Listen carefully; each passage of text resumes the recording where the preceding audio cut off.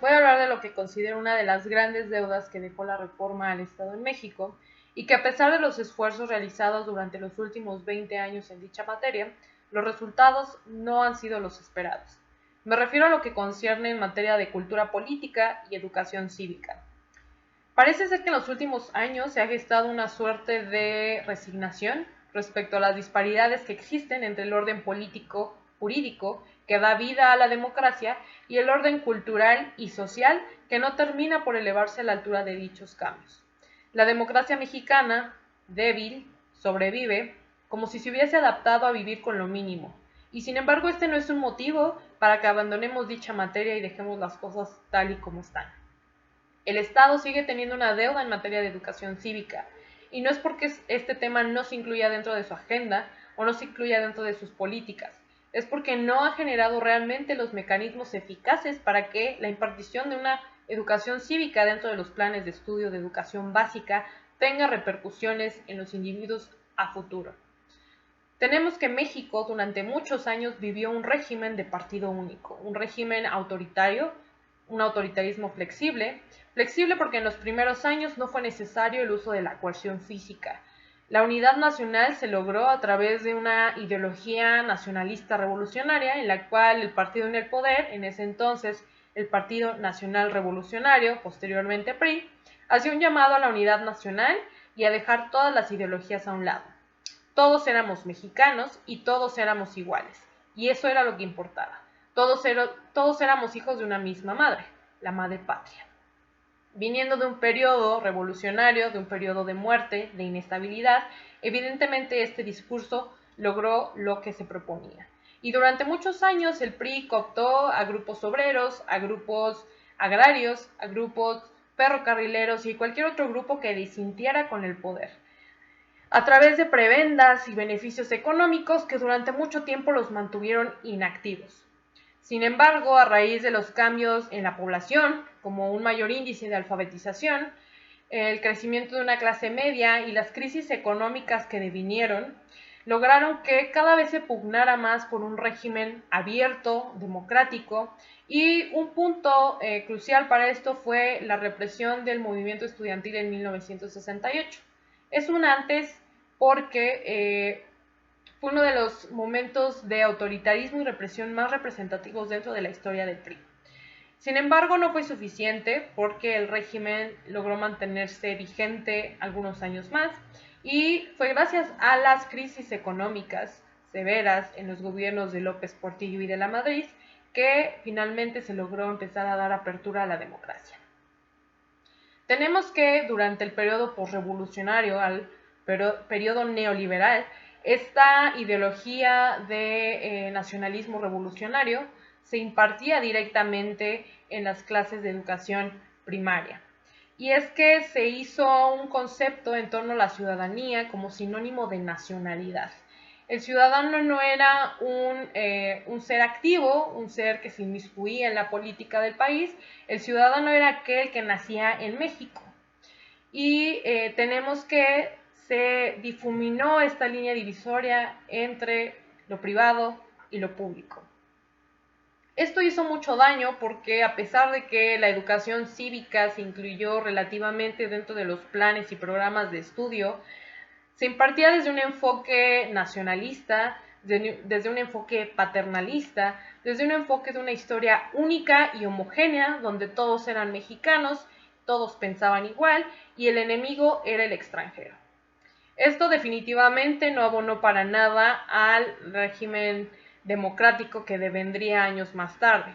porque este vicio, esta manera de contar la historia y de hablar sobre la patria, el nacionalismo, persistió incluso cuando el régimen se volvió más abierto.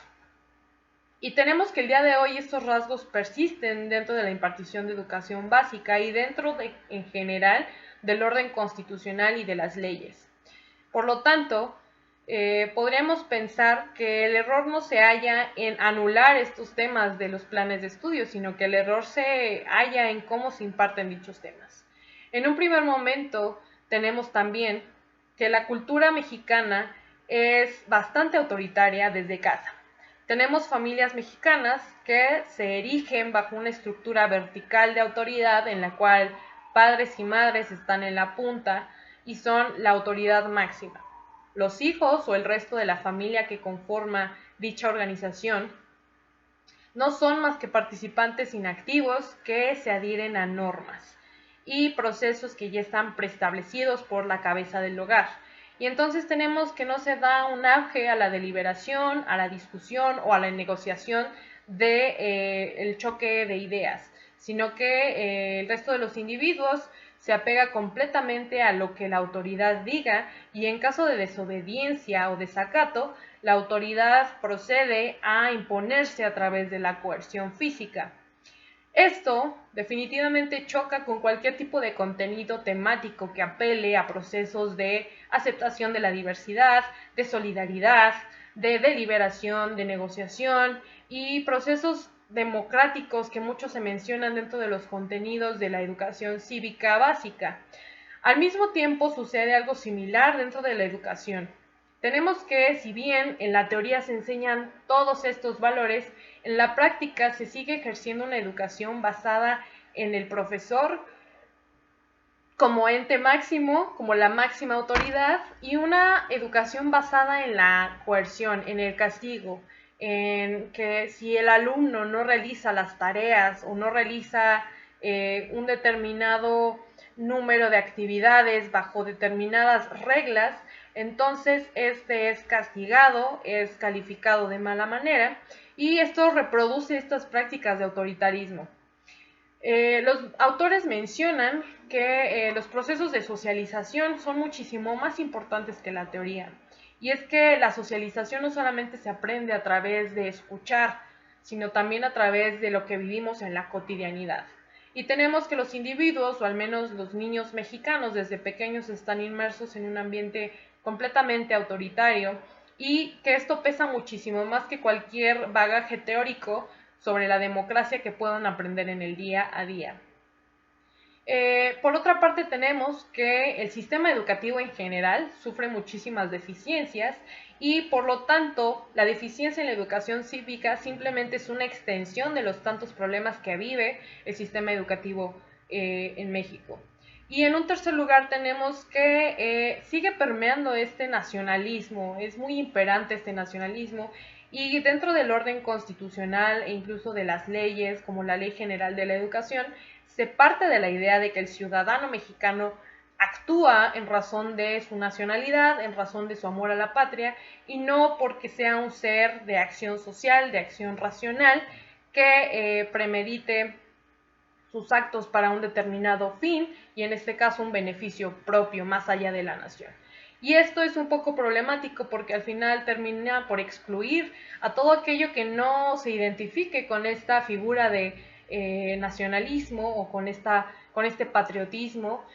y de alguna forma, gracias al imaginario colectivo y gracias a los procesos que ha vivido México en los últimos 70 años, pues tenemos que podría acarrear esta idea nacional revolucionaria o al menos los vicios que se gestaron dentro de ella a los nuevos o más jóvenes ciudadanos.